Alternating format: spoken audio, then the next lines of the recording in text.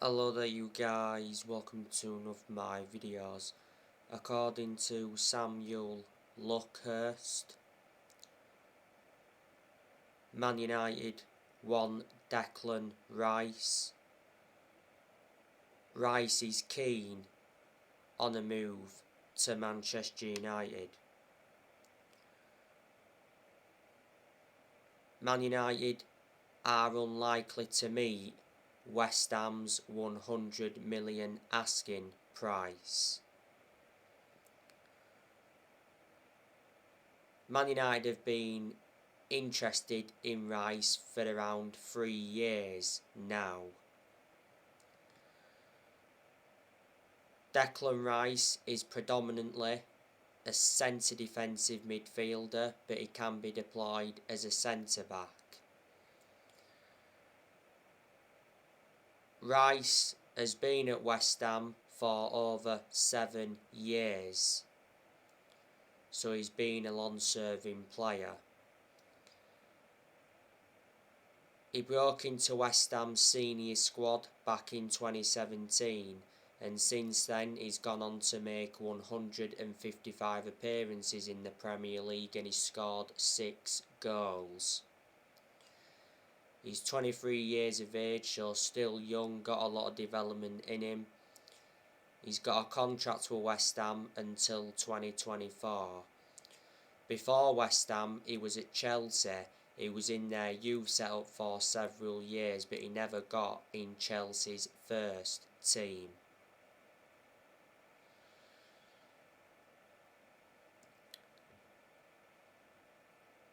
So that's the news on Declan Rice. Manchester United need a midfielder. Man United endured a very disappointing January transfer window because last month Manchester United did not make any signings. And Lingard and Henderson should have left last month as well, but we blocked their exits, and we had the incident with Mason Greenwood towards the end of last month.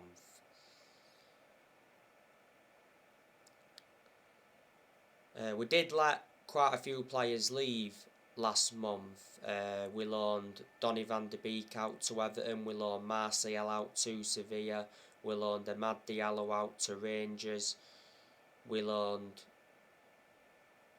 Ethan Laird out, Tuan Zebe went out on loan to Napoli, and Tiden Menga went out on loan to Birmingham. So yeah, we let around 8 players leave last month, like I say. Rangnick did not get backed in the January transfer window, and he actually got promised he was going to get backed.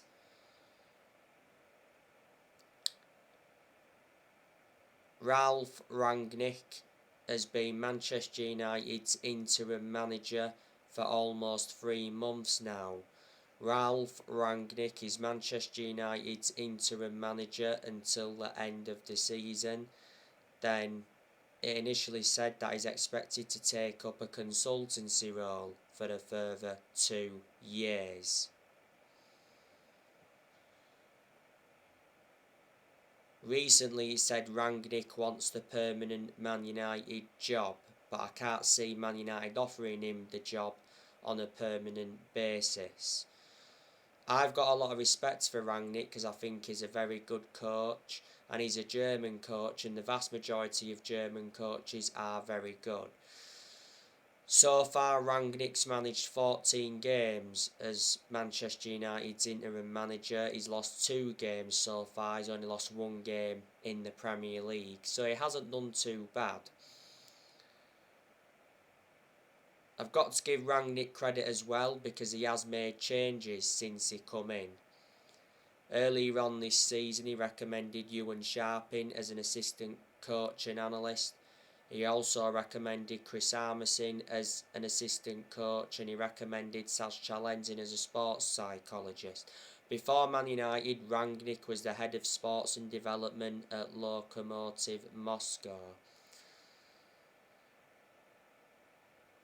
Man United's aim for this season is to finish in the top 4.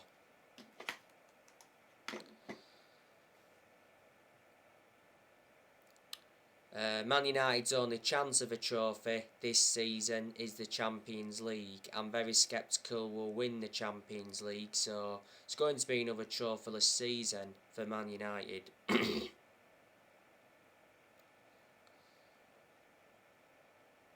Man United have not won a trophy since 2017. That's nowhere near good enough to our standards. If Man United though were to win the Champions League and were to finish in the top four, you could say that's a good season. But just finishing in the top four is not a successful season.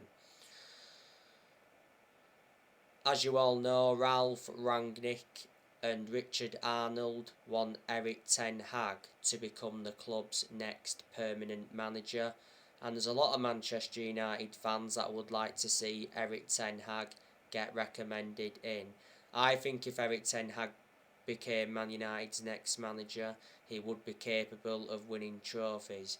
You've got to admire the work he's done at Ajax. You know, he's developed the young players well. He's won a couple of titles with them. Revert back to 2019, he got Ajax to the Champions League semi-finals. So there you go. He's been the Ajax manager for over 4 years now. Ajax appointed him in back in 2017. His contract at Ajax expires next year.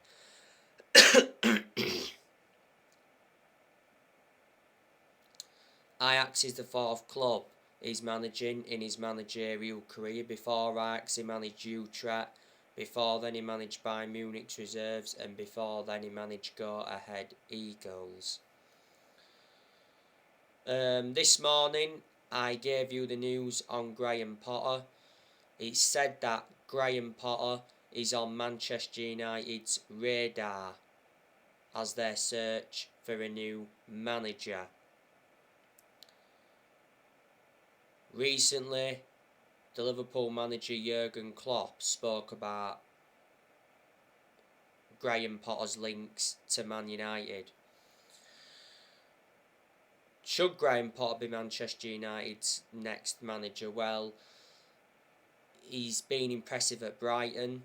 You know, he's been in charge of Brighton for nearly 3 years. He's got a contract with Brighton until 2025. Before Brighton, Graham Potter managed Swansea, and before then he managed Ostersund. Proven in the Premier League is Graham Potter, which is beneficial. But I'm not too sure if he came to Man United, if he'd be able to replicate what he's done at Brighton, because obviously Man United are a much, much bigger club than Brighton.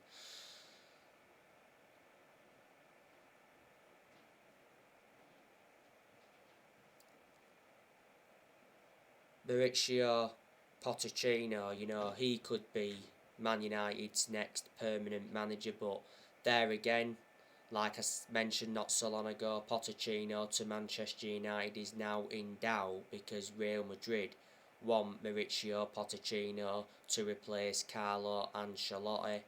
The Real Madrid president Florentino Perez is unhappy with Carlo Ancelotti.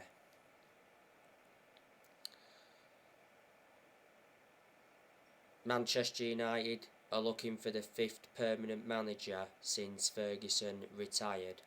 4 permanent managers have been sacked since Ferguson, and we're not even really known as a sacking football club because we haven't really got the structure to keep sacking managers. So the managers that have been sacked since Ferguson, we sacked David Moyes after 10 months. Then Man United sacked Louis van Gaal after 2 years. We won the FA Cup under him. Then Man United sacked Jose Mourinho after 2.5 years. Mourinho did enjoy 1 good season at Man United because he won 3 trophies in his first season. But the reasons it didn't work out under him is because he had bad disputes with the board and bad disputes with the top players. And last year, Manchester United sacked Ole Gunnar Solskjaer after almost 3 years in charge. Solskjaer's final game in charge was the 4-1 defeat to Watford.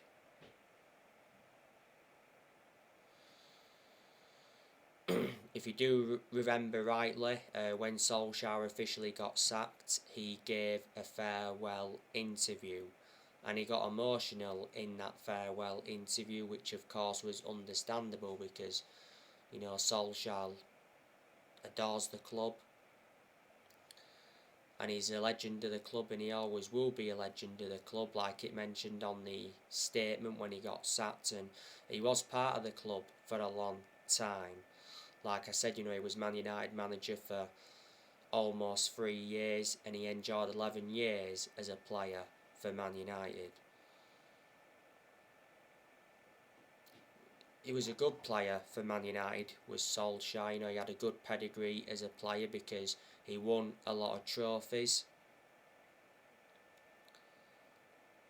He made 366 appearances in all competitions, and he scored 126 goals. His most iconic moment as a player was when he scored the winning goal in the Champions League final at the Nou Camp back in 1999. You know, Solskjaer did win the club the treble, and that is the club's greatest achievement.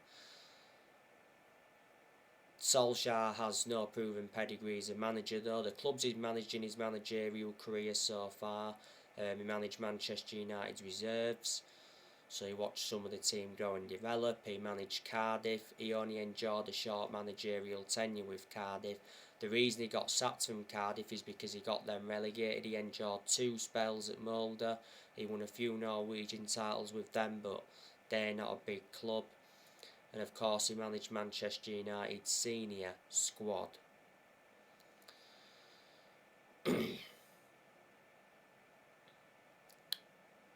Revert back to the last few months of Ole Gunnar Solskjaer's managerial tenure. You know, the performances were very bad and the results were very bad to go with the performances. But reflecting on that, not all of the blame stemmed from Solskjaer. There was also players that had to take responsibility as well. But revert back to the start of this season, you know, when Solskjaer was United manager, I did say, you know, this season was always going to be big for him. You know, the expectations, I said he had big expectations to exceed, but the expectations were far too high for him.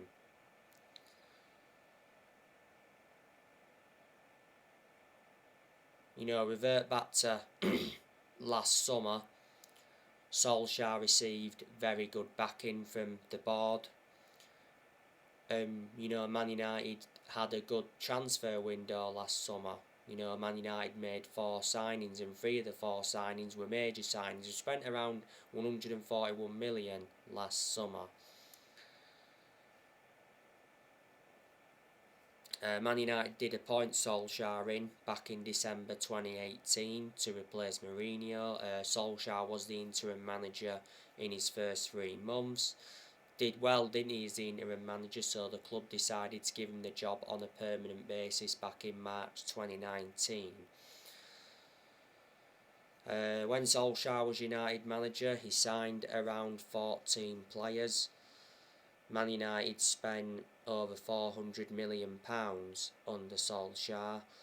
On the other side of things, Solskjaer got rid of a lot of players when he was United manager.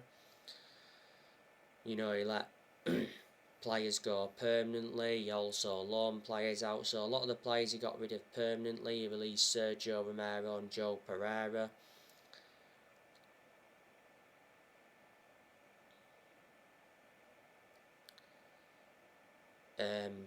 Last summer let Daniel James go, and he let players like Ashley Young leave, Valencia leave, Smalling leave, Darmian leave, Angel Gomez left. He got rid of Ander Herrera, got rid of Lukaku, and got rid of Alexis Sanchez. I can't remember the players Ole loaned out. There was some progress made under Solskjaer, because revert back to his first full season, he got us to 3 semi-finals and he got us a 3rd place finish. And then in his second full season, got us to the EFL Cup semi-final, the FA Cup quarter-final and the Europa League final. That was his first major final as Man United manager, but unfortunately he did not win it.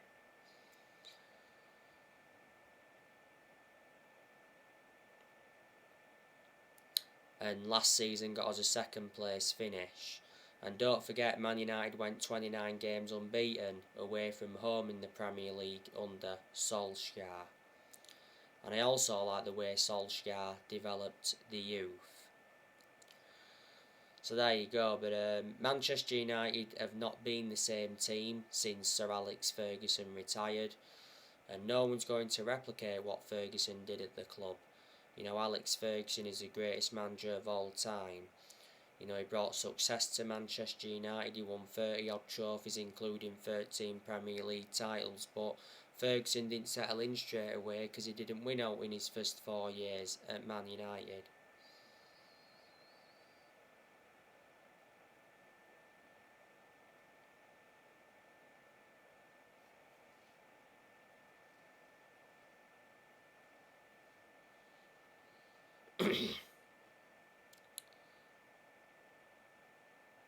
And Alex Ferguson was at Manchester United for around 26 years, so reflecting on that, he was a long-serving manager. Alex Ferguson retired 9 years ago.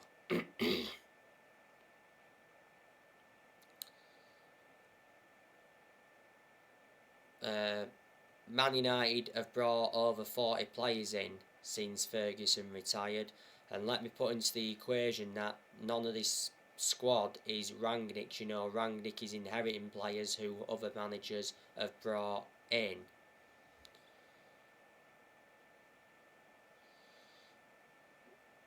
In the summer of this year, like I said, I'm expecting Man United to make some signings, but I'm expecting a lot of players to leave the club in the summer. So in the summer, I think Cavani will leave. Not so long ago, it said Edison Cavani is expected to leave as a free agent in the summer. Cavani prefers La Liga move. Cavani's out of contract at Man United in the summer. Man United got Cavani on a free transfer from PSG back in the summer of 2020. Cavani's not available for Man United at the moment because he's out with injuries. He's endured a few injuries since he signed for the club. Lingard, I also reckon he'll be leaving in the summer. Lingard though should have left last month, but we blocked his exit. Lingard's out of contract at Man United in the summer. Being part of the club for a long time, risen up our academy in that, but he doesn't get in the team. Ronaldo could leave Man United in the summer.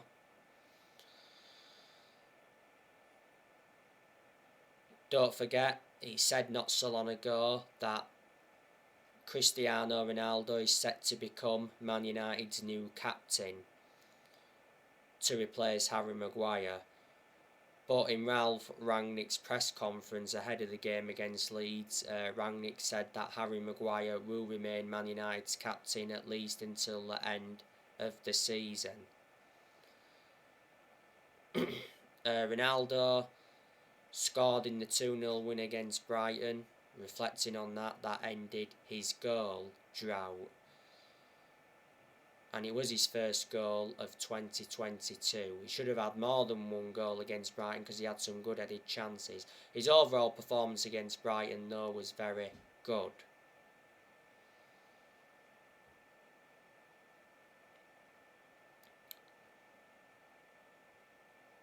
Since Ronaldo re-signed for Man United, he's scored 15 goals in all competitions. He's got over 800 goals in his career.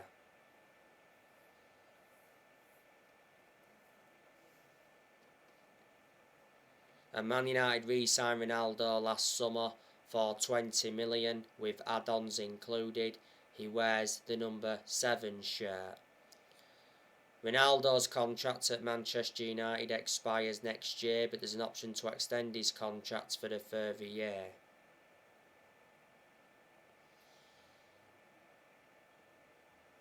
Ronaldo receives nearly £500,000 a week. So reflecting on that, he's the highest earner at Man United at the moment. He's the best player in the world overall. He's won over 30 trophies in his playing career, including 5 Ballon d'Ors. Juan Mata, he'll also leave Man United in the summer. I reckon Matic will leave in the summer. You know the news on Paul Pogba. Paul Pogba is open to Premier League offers if he leaves Man United this summer. But not so long ago it said Pogba would be open to staying at Man United beyond the end of his contract. Pogba's out of contract at Man United in the summer. And revert back to earlier on this season, it said Pogba would be willing to stay at Man United as long as Ralph Rangnick is the manager for next season, because Pogba has been impressed by Ralph Rangnick since his arrival. And got to give credit to Pogba, he's done very well since he recovered from injury. You know, he came on against Brighton and got an assist and he made some nice touches. Harry Maguire, I think Man United will look to sell him in the summer as well. He's not good enough to represent the club. I don't want him to remain captain until the end of the season. There's been a lot of United fans demanding for the captaincy to be taken off Maguire because Maguire is not a leader. Buying Jones, I think now believing in the summer. I think we'll look to offload Wan-Bissaka because Wan-Bissaka's not good enough. Plus he doesn't get in the team now because Diego Dalot is our first choice right back under Rangnick. And Dean Henderson, he'll also leave in the summer. So there you go. And as you all know, Manchester United have a massive game tomorrow. We play Leeds at Ellen Road. 2 o'clock kick-off. You know, I'm expecting Manchester United to win. You know, Man United are going into the game on the back of a 2-0 win against Brighton. We haven't got that many players missing now. You know, Bai's recently been injured. Is he now back? I'm not sure. Chong's got an injury. Tom Eaton's out. But they don't get in the team anyway. Matic has been out with a shin injury.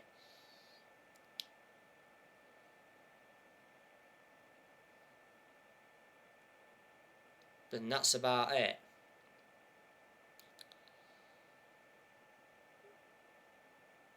You know, the fixture at Ellen Road last season between Leeds and Man United was 0-0.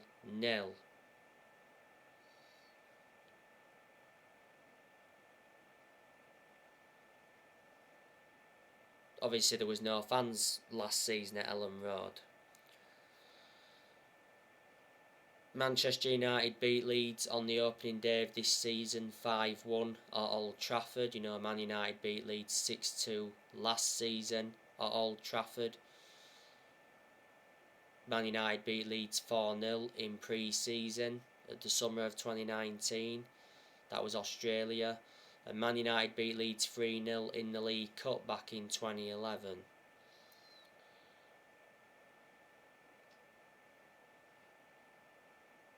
The last time Leeds beat Man United was in the FA Cup third round back in January 2010. Jermaine Beckford had scored. Leeds 15th in the league at the moment. They're enjoying a poor season. You know, but Leeds were very good last season. Last season they finished 9th. Leeds lost their last game to Everton 3-0. Don't forget the season before last, Leeds won the Championship and that was their first trophy in 28 years. And revert back to 2004, Leeds got relegated. And Leeds were out of the top flight for 16 years.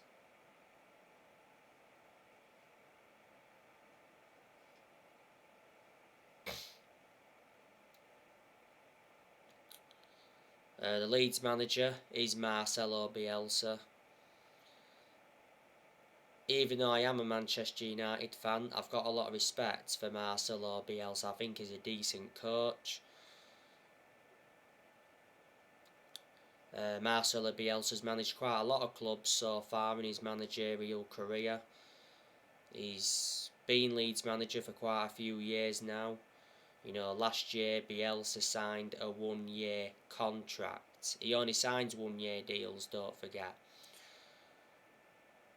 He is Argentinian, he's Bielsa. A lot of years ago he worked with Pep Guardiola, like I've mentioned already. And, you know, Bielsa taught Pep Guardiola, and Pep Guardiola's been following Bielsa's philosophy at Man City. So you can say that, you know, Guardiola's good because of Bielsa.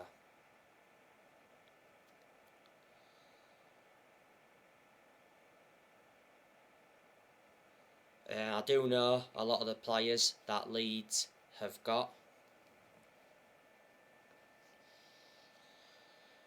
They've got Patrick Bamford. He's a good player, he's Bamford. You know, he does score goals. He's not available for tomorrow's game because he's out with injury. Leeds got Patrick Bamford from Middlesbrough. They've got Diego Llorente. I highly rate him. He's a very good centre back. I think he'll be playing tomorrow. Rafinha. He's probably the best player Leeds have got, but Rafinha's been out of form recently. But I think Rafinha himself will be convinced that he can regain his form. Rodrigo, he's had his good games, but I think he's been a poor signing for Leeds. He's done nowhere near as well as a lot of Leeds fans expected.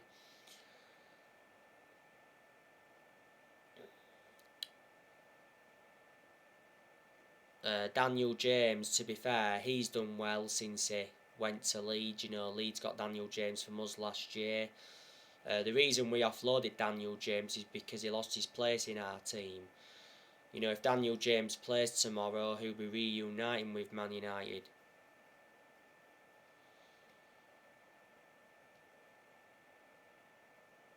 They've got Junior Firpo. I think Junior Firpo's been very, very poor, but there again he's had quite a few injuries. He's recently been out injured. I think he's still injured now, is he? Leeds got Junior Firpo from Barcelona. Joe Gelhardt, you know, he's a good young player. He's a forward. Leeds got him from Wigan. They got that Somerville as well. I think he's an academy player. He's a winner, he's Somerville. Sam Greenwood, he's an under-23s player. Leeds got him from Arsenal. I've seen him play in the Leeds first team. Robin Koch, I think he'll play tomorrow because Leeds have Calvin and Liam Cooper out. I think Calvin Phillips is a very good midfielder. Don't forget Manchester United have been linked with him. Arsenal and Liverpool recently entered the race. Leeds want around 60 million for Calvin, but Calvin Phillips has already made it clear that he's staying at Leeds, he's happy. Liam Cooper, don't rate him at all, very, very poor. Jack Harrison's good for Leeds. I think he'll be playing tomorrow. Leeds got Jack Harrison from Man City. At one point, Jack Harrison was on loan at Leeds for 3 seasons. They got Matthias Klick, don't rate him. They got Stuart Dallas. Stuart Dallas is superb. And he's very versatile as well. I think Stuart Dallas is predominantly a right back. He has recently been injured, but is he going to be available for tomorrow's game? I'm not sure. Tyler Roberts, don't rate him, but I think Leeds need to give him time. He's still a young player. Luke Ayling, you know, very good defender to be fair. They got Jamie Shackleton as well.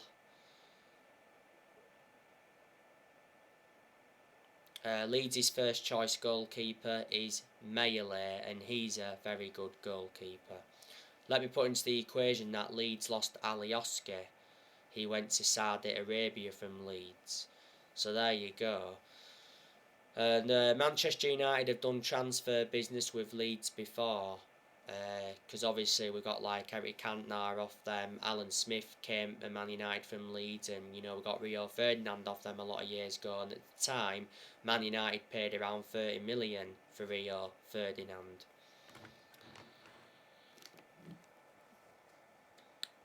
And like I said, Leeds done transfer business with us because they got Daniel James off us last year. Manchester United have a big game on Wednesday against Atletico Madrid. It's the Champions League last 16 first leg.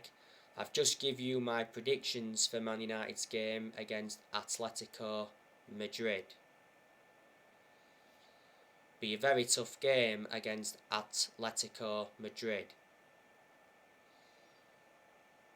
You know, the Atletico Madrid manager is Diego Simeone.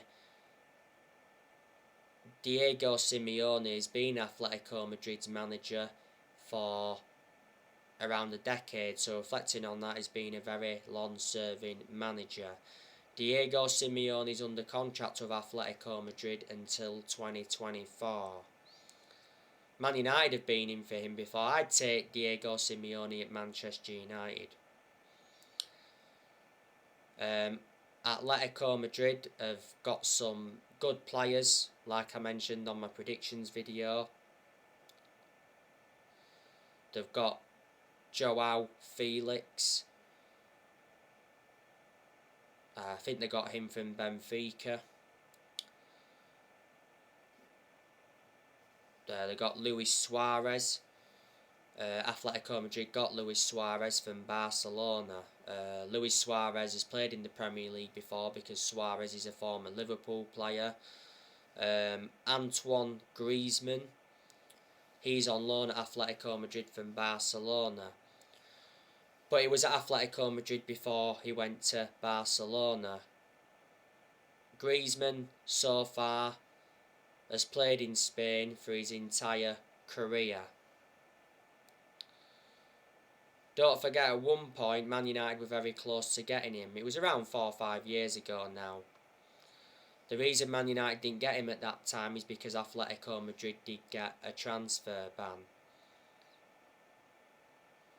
Atletico also have Matheus Cunha. He's not available at the moment. He's out with injury.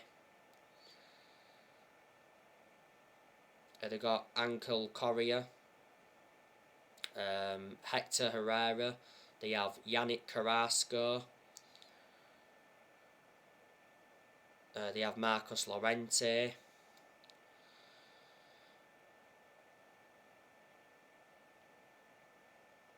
Daniel Was. They signed Daniel Was last month.